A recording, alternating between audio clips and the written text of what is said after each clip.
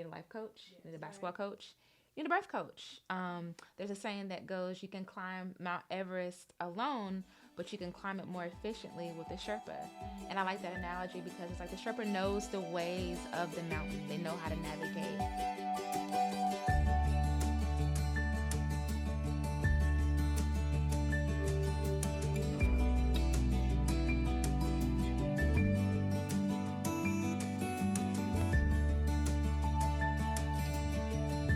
Welcome to today's episode of Unpacking Motherhood, where we talk about all things motherhood, from diapers to postpartum to the load, all and everything in between. Yes. We just want you guys to feel seen, loved, heard. If you are listening in the car, sitting down at home, just take a moment and unpack. Let's unpack. So I'm excited to be here with Kia and Stormy today. And today we'll be talking about what do she do. I don't know if y'all seen that video on Instagram, and they asked Northwest about her mom and all the amazing things that she does, and if she was excited to be her child. And she was like, what does she do? So yeah, what does my mom do that you're so excited about? Right, what is that? Read. It was a whole read. So we're going to talk about what we do as doulas. What does a doula do? A lot of times people will call us excited, like, oh, I saw this post on Instagram or Facebook, and I didn't know a lot about doulas, but I know that I want a doula. And it's like, oh, okay, cool. So what do you know about a doula? And crickets. Beep, beep. They back up. I don't know. So, okay, this will be a part of your research. One of the things that I know that Stormy has encouraged us to do is to encourage our clients, research what a doula does. Yes. Like, don't just hire someone, because if you don't know what they do, you won't know how to value them. You will not find any value. It's important to know how to value the people that you hire. So, what does she do? What does a doula do? What does she do? Who wants to start us off with that? Ooh. What does a doula do? A doula is not a midwife. Say that one more time for the people in the back. In the back. A doula is not a midwife. We are not medical providers. We are not a cheap midwife. A cheap midwife. Yeah, no free births over here. Okay. Yeah, there are doulas out there that do do that. Not me. We out. Sorry. But as for me and my house, I'm just kidding. We don't. No, absolutely not. Why not? I was just about to say that, girl. Okay. There is a lot of risk associated with that, and sometimes when accountability needs to be had, it's pushed on the person that is the most competent in the room. Yes. While doulas don't know everything, understand everything, they are usually the most competent person in the room during that free birth. So when something goes left and they need to put the blame on someone, it's going to go on that doula in particular. It don't matter what paperwork you sign, baby. Right. If something don't go right, they're gonna look at you, and it's extreme. It's just. Yeah. We don't do that. No, we don't do. Doulas are not midwives. We are not medical providers. While some of us may have a medical background, I do. I have trained. I've trained people. Yeah. That nurses, are doctors. I've trained nurses, nurse practitioners. There are a lot of women who do have medical backgrounds that I have trained, but as a doula, you are not a medical provider. It's very easy to blur those lines. I highly recommend the doulas that I train that are medical providers.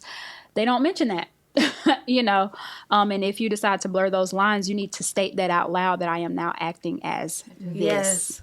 I am not acting as a doula. Yes. So doulas are not midwives. Doulas are not medical providers. So if you call me and you say you want me to be your doula, and you're having a home birth, the first thing I ask you, and that I train my doulas to ask, is, okay, great. Who's your midwife? Mm-hmm. Who's your provider? Yeah. That's a good one. Who we doing this thing with? Because it ain't going to be me. So we are not medical providers and we are not doulas. So I'll let somebody else touch on something else that a doula does. But what we are here for, We are here to help advocate and to educate. Okay? And we do not speak for you Listen. in the midst I of. just want to be there and help me and speak for me and advocate for me. No. You're These fine. doulas, these set apart doulas, we are set apart for a reason. I gave the collective that name for a more biblical reason. We are truly set apart people, and we have to conduct ourselves differently. Yes. It's written that way. So we also have to doula families of color differently. And with that, we're going to advocate for you. We're going to educate you as much as possible. We're going to prepare you for war because that's kind of what you have to do Yes. in our education. We do have to like help you brace for war. If you don't use all the tools and weapons we give you, great, but you got them. Yeah. Right? But we're Yes. also not going to speak for you when that time comes. I know that there are doulas around Yeah. that don't look like us that tend to speak, and they can get away with that. Right. We can't. While it feels like a heavy weight just naturally in our community that we're held to a different standard, we can't do what other people do. That's also biblical too. Yeah. You know, we're royalty. We actually have to conduct ourselves differently. We have to do things differently because we're looked at differently and we're held to a higher standard. It doesn't feel like that day to day. So reeling it back, sorry. We can't speak. We will not speak for our clients. Not if I trained you. That's acting out of your Right. scope. But we will educate our clients enough to make sure they can make So sound that you can decisions, advocate informed for yourself. decisions, and you can Yes. properly advocate for yourself. Yes. So, yeah, you know the difference between a set apart doula and someone else. Yeah, for sure. Yeah. I like to, whenever I give the analogy, I talk about, especially when I'm talking to guys, a doula does not replace your partner. Yes. Thank you. I liken it to a doula is a coach. You have, like, if you play basketball or football, your coach is there. We give you all the tools that you need, as you said, all the physical, emotional, mental, just tools in your toolbox. So then at the right time, if you need just guidance and direction, you are empowered to take those tools out and to hammer your story yourself. Yes. But we're there to guide you. We're not going to leave you there out high and dry. But everyone needs a coach. You need a life coach. Yes. You need a basketball coach. You need a birth coach. There's a saying that goes, you can climb Mount Everest alone, but you can climb it more efficiently with a Sherpa. And I like that analogy because it's like the Sherpa knows the ways of the mountain. They know how to navigate the wind. We know there's a certain point that every woman goes, they get to, and we know there's like a mental hurdle that you just have to jump over. And we know when it's there, and we know how to speak to that mountain. Yes. And if you allow for us, it will move.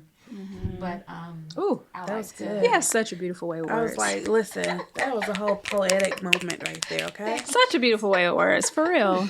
Yeah. But yeah, that's to me that's what a doula does, and yeah. I like to comment on something you mentioned that when you're talking to guys that you let them know it's like I'm not to replace you, and for a quick second let's talk about investing in one. Sometimes Yeah. women are depending on their partner to help them make that investment, and we don't get a call back. Yeah. Because the men don't find value in us. Yeah. I think a layer to that sometimes is they feel like the power is being taken away from them. Yeah. And there's already enough powers that be every day as a black man Yeah. pulling that from you. And so now you want to pay somebody to do that and you expect me to help you pay for it? Yeah. No. And sometimes that's not the case either. They truly don't understand what we do. Because Yeah. there's always a conversation of, well, what can she do that your mama can't? Right. And that's where I was. That was me with my second, because I was like getting into that mode. I had just had an emergency C-section with my first, and I was adamant. I was like, I don't want that to happen again. I want a vaginal birth, and I want to birth the way I want to birth. And so, matter of fact, I had reached out to Stormy, and I talked to my husband about it, and he was not putting two together. He just could not understand, what a doula was and how she was going to make a difference in that birth. And so we missed that opportunity the first go round. We did. How? But right. And so my third go round, we had a doula, and he looked and he was like, I'm so sorry that we didn't do it the first time. He was like, I apologize because this made a difference. And he saw the difference and now is a great advocate for for us in those times of need. So yeah, I highly recommend husbands, even if you need to reach out and get some confirmation yourself, like reach out to us and ask your questions before you turn it away. And we always find the people that have the births and they're like, I wish I had a doula. Right. Right. Or they get a doula and they're like, oh, and there are times when you can, move forward. So to your point, if you decide to not move forward with a support person like a doula, if your partner or if your mom would like to doula, they still should be getting the education, the childbirth education with you. Yes. Whoever's in the room, if you don't want to pay, you need to pay and invest in something so that you are empowered. Because I think because we have these wombs and these vaginas that people, it's fine. This is what we were created to do. It's gonna work out, which is true in a sense, but it does work out. You and your baby usually arrive safely, for the most part. But oddly enough, the odds are strongly stacked against us too. Because of systematic racism, it's just a lot harder for us to do anything safely. Can we pause right there for a second? Yeah. Because people hear us say systemic racism, and they're like, oh, it didn't happen to me. Survivor's bias is real. I have a client, say it again. Survivor's bias is real. Just because you didn't go through it or your friend didn't go through it doesn't mean that the statistic isn't true. Yes. It's a fallacy. Yes. But I have a client, like right now I have a client. They labeled her as high risk. And I asked her, I said, what was the reason? She said, oh, well, the doctor said it was because I was black. Is this the same office that we talk about a lot? Yeah. I have a client that... Yeah. I have a client at that same office, and I want to say that she noticed it on her charts, and she kept asking them why. And why do you have this on here? Why do you have this on here? What? Why do you have this on here? But I had a conversation with a physician from this office that thought that he was doing black women a favor because he automatically labeled them high risk because he felt like that they got paid more attention to closely because they were black. So he tries to label black women high risk automatically on their charts, and it's doing us a favor to help us. But you're really setting us up for more interventions and that's what for she said. For issues. Yes, because they talk about induction before the stick dries. Yeah, exactly. They push things on us almost immediately because we're marked as high risk. And I told him, I said, you're not doing us a favor by doing that. You're making this shit harder for us. Exactly. So when she goes into that room, when she goes into the delivery room, like I went to another hospital and they were like, oh, your blood pressure's high. And her blood pressure hadn't been high the entire time. And then all of a sudden they found protein in her urine because they didn't want her to get in the tub. Yeah, she already had a mark on her back when she got there. I was like, that's crazy. She's young, young, 21 years. Not to say that young people can't have hypertension, but I was just like, what is the likelihood? And I know it can show up at any moment, but like literally she's in labor and didn't have issues the entire time. I mean, but wouldn't your blood pressure be a little high? Yeah, you know why it was high? Because they told her that they didn't have a bed for her. And I was like, well, duh. And made her upset. And then depending on where they took the blood pressure, and I was right. like, wow, they said that it showed up. Anyway, that's another story for a different day. But I was just like, the systemic racism, like we see it. Yeah. The things that we say, we're not we're not trying to fear monger. It's like we're trying to educate and empower you to help you recognize that fear mongering is happening. Yes. And push back. When it's happening. When it's happening. There's nothing wrong with pushing back. There's nothing wrong with asking questions, and I feel like it's kind of set up that way to where you don't question. Yeah. You don't question them because they have on the white coat. You're supposed to be able to trust them. And you cannot always trust them because they're doing what's best for them, what they were trained to do, what makes sense for them, and what keeps them on a timeline most of the time. Yes. And I don't care how much that pisses people off. And if you're a physician that actually watches this and you are not that way, what do you do? Thanks. I'm just saying, thank No, you. that's But real that's talk. what you should. That's what all of y'all be should the be norm. doing. Yeah. So I'm Right. not going to give you a cookie for that. Because Like we're that's not how all the of y'all same. should be Our operating. bodies are not the same. Yes. So how are you using one book to determine what we as women are going through? Or a physician that actually trained you, their experience. Yes. So No. yeah, No. Ooh, yeah. That's another thing too. I feel like a lot of times we feel like one of the things that I understand is that just because you're trained a certain way doesn't mean you're educated. And I think that's one of the good. things that like we try to tell our clients, because it's like, well, and I see that on social media too. Like, what are your credentials? It's like, well, no, I am not PhD, LMNOP, but we're trained. We read. We What's research, your educational you know? background? It's not just Google search. It's like, What's your mama's educational background? You're still a shitty doctor either way. Period. I mean, but there's so many books that we read. Like, Yes. there are educated articles that we read. Like, Yeah. it's not like we're just pulling stuff from our ancestors. Yes. Like, it's literally stuff that we know. and- Evidence-based. Evidence, That is what we yes. handle. Evidence-based and experience. Like, Yeah. Yeah. And so, I mean, we know that the obstetric model was taken, you know, anyway. So, but that's a whole nother Another episode. Gotta keep them short and Just sweet keep right going. now. Keep going. But yeah, yeah. that's why I said earlier when I was talking that we kind of like prepare our families for war. Unfortunately, this collective that I have founded exclusively trains women of color, and I teach you how to take care of families of color. So when you're out here taking care of everybody, you're giving everyone an A1 experience. But families of color have to be doula differently, and Yes. average trainings associations are not doing that. They're actually leaving that out. They'll throw the statistic that we're 4 times more likely to perish, right, in childbirth or immediate postpartum, but they're not saying how can we work to counteract that. Yeah. So Just I to think include diversity. that's what sets us apart with this training too. Yeah, like just to do the sprinkle of, Yes. check the box. So we truly have to be doula differently, and we have to. We as Black doulas to Black families, we conduct ourselves completely different because Yeah. we are literally bracing you for war. I have to ask my families, do you guys have an insurance policy in place? Because if we're keeping it real, it's a chance you might just come home with your baby. That is horrible to talk about. yeah. Yeah. But that's a reality. Like, you know, not just is your hospital bag packed, you got an up-to-date policy? Why do I have to have that conversation? Right. Why do I have to have that conversation? It's just a lot heavier. Even though we've been called to do it, I'm grateful to have been called. I'm gonna show up and answer the call every time. It's just what a doula does is a good question, but what does a Black doula do? A good, Oh, yeah. educated, Yeah. properly trained So we Black have to be doula those do. African American families, because it's so much more that we have to do. And like, I feel prepared after your training to not just serve families of color, but to serve all families. It's kind of like it's what we have to do anyway. We have to do the most and be the best and learn the most and learn from the best, which would, you know, in my opinion, is you.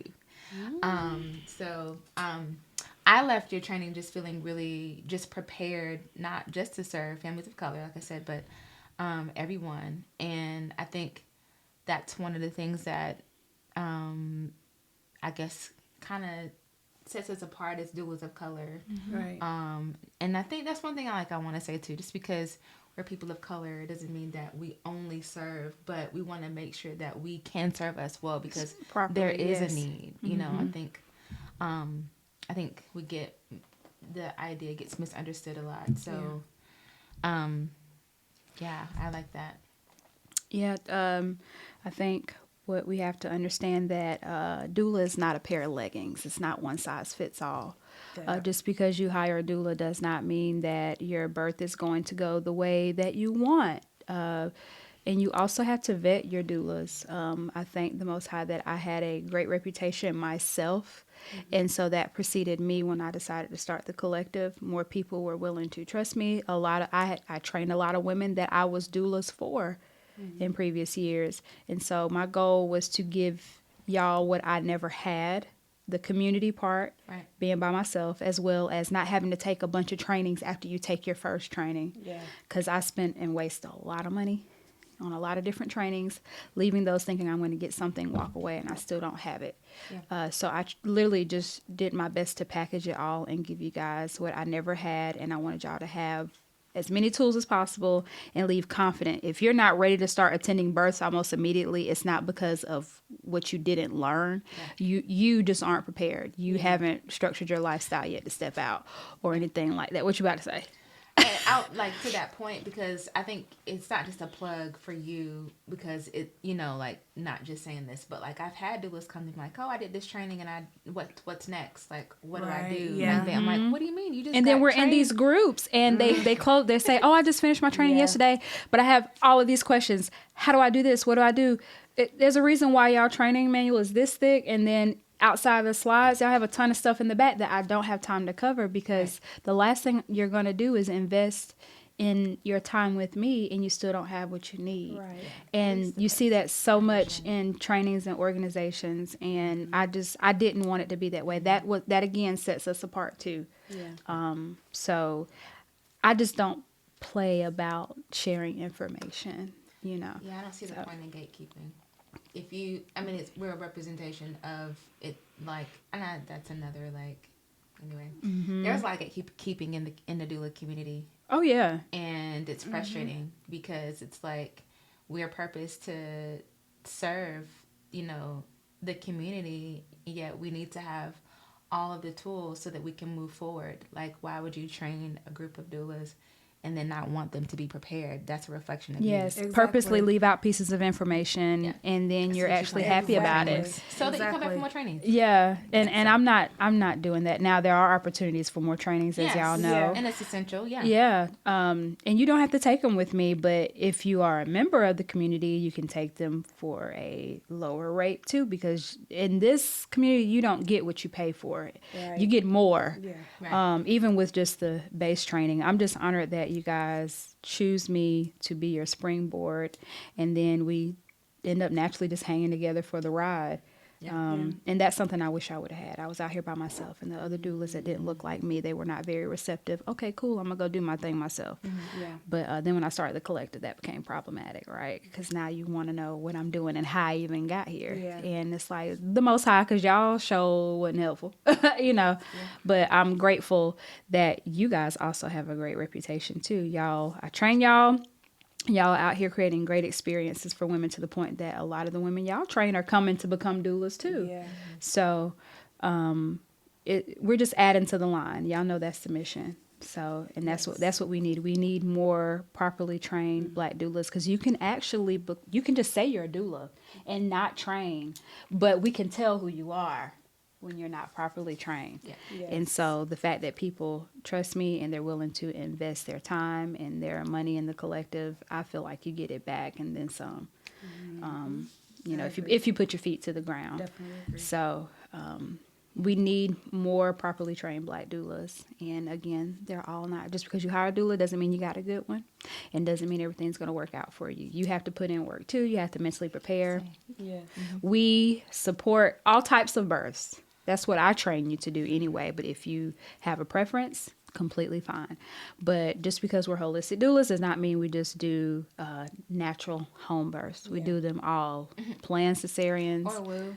Yeah, or woo. Everybody doesn't deal with the same things. I make that very clear. Very clear. My collective is, my training is biblically based. That is my lifestyle. I use certain terminologies. I bring biblical references. That's the name of the collective. We are a set apart people. So everything is not for everybody. But if you come through here, you're going to leave with the right tools. So, and I just thank every single woman that has trained with us, every family that has trusted us. Yes. I feel like we're making a difference one family at a time. And I know we're going over our time, but people join the healthcare field to make a difference. I joined the healthcare field to make a difference. You get trained, you come out of it, you go through your trainings, you have your in-field training, and then you start developing biases, because that's just how it's structured. And I feel like we want to make a difference, and we get to, because we don't have to play by those rules. Doesn't mean we work out of our scope, but we go in wanting to make a difference, and because we have the tools, we usually do. So now we worked with the family. The dad is telling his friends whenever they're expecting, hey, you need to call Kia. Yeah. Hey, let me tell you about Ariel. Let me tell you about Stormy. Let me tell you about so and so. You need to hire her. You don't think you do, but you need to. Had it not been for her, this, and that. And then the mamas are telling everybody every chance about their experience, especially if they have multiple children and then they had a doula a different time and they talk about how different it is. All of that. We're making a difference out here. Like I tell y'all in training, you provide one good experience, you don't have to advertise your services. Right. You don't. If you do it right. Word of mouth is the best form of advertising. And I just, again, thank y'all for trusting me to help you with that. But all doulas are not created equally. Let's just be very clear on that. So, yeah. Anyway, there we are. What does she do? What does she do? And we get that question a lot, and now you know what we do. And I think we named it this episode because we were talking about in terms of valuing what we do. And everybody won't, and that's fine. Or people will want our services and not want to pay for them. They value what we do, but they don't want to spend money on them. But don't have a big ass baby shower and then call me looking for a discount. I ain't gonna give it to you.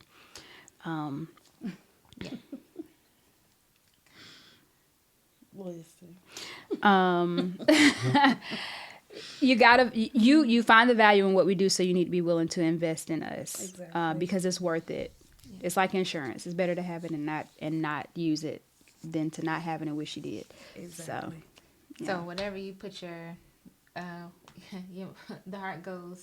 heart flows where the money goes, or vice versa.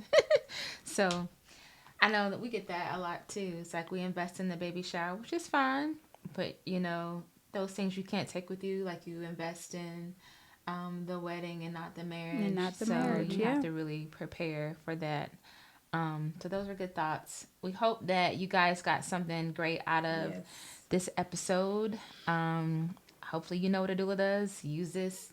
This is part of your research. Research what a doula does. And this could be part of your research. And if you have any questions or comments, leave it in the comment section. Like and subscribe. And we hope to see you next time. Unpacking Motherhood.